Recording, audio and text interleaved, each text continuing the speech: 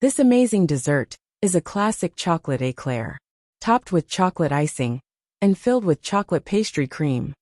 All the ingredients are listed at the end of the video. Eclairs are made with choux pastry.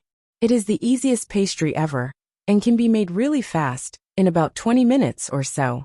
Basically, you have to bring the water and butter to boil.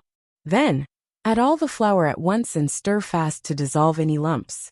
Let cool down a little and mix with the egg yolks, one at a time. After all the yolks are incorporated, proceed to next step, which is to beat the egg whites. I started making eclairs when I was 15 years old, and for many years, I used a whisk to beat the egg whites.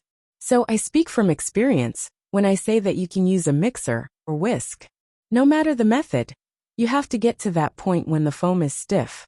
Then, you add the yolk batter and mix gently until you get a smooth consistency. The pastry is ready. You can transfer into a plastic bag fitted with a large nozzle. Piping the eclairs is a little tricky. You need to have the proper size nozzle, between 3/4 and 7/8 inches, which is 19 to 22 millimeters. Leave generous spaces between the cookies because they grow very much during baking. Baking is tricky too. Preheat the oven to 375 degrees Fahrenheit first. Bake eclairs for 30 minutes. Reduce the temperature to 325 degrees Fahrenheit and bake for 25 more minutes or so. Don't open the oven until last 10 minutes to prevent eclairs from collapsing. Let the eclairs cool down, then cut the top part.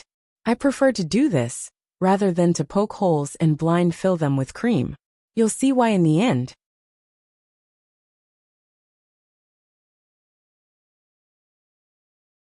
The cream I like is a custard, made from egg yolks, sugar, flour, and milk.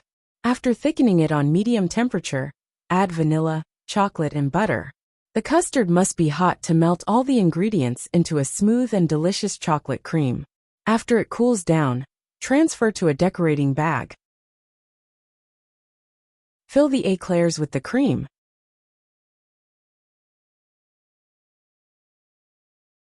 I like to use a traditional glaze made from sugar cocoa powder and milk. It gives a very nice finish to the cookies. Pour the glaze on the top pieces and let it dry. Then assemble the cookies. Because the glaze is dry, it is not going to drip and the cookies look even. This is why I like to cut the top of the cookies.